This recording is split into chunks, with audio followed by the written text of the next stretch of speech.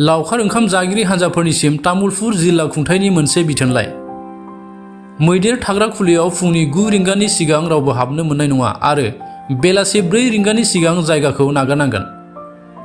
तामुलपुर जिल्लानि जर'खायै साहा ओनसोलाव हाग्रानि मैदेरनि फालोफ्रा दावबायनायनि जाहोनाव मैदेर आरो मानसिनि सौग्रावलायनायखौ नोजोर बोना जिल्ला खुंथाय आफादनिफ्राय गोख्रों बिथोनलाइ।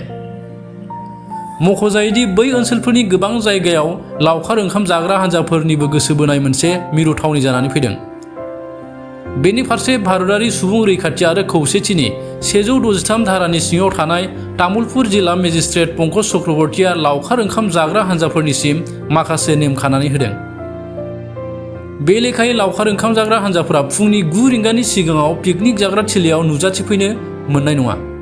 बिथांमोना बेलासि 4 रिंगानि सिगां लावखार ओंखाम जाग्रा थिलिखौ एंगारनांगोन। जायगायाव प्लास्टिक आरो साउन्ड सिस्टेम बाहायनायखौ गोख्रोङै हेंथा होनाय जादों। नेम खान्थिफोरखौ गनायाब्ला आयेन बायदियै साजा होनाय जागोन। उनफारसे गोदान फोरमायथाय होआलासे बे बिथोनलाइया थाबाय थाद'गोन।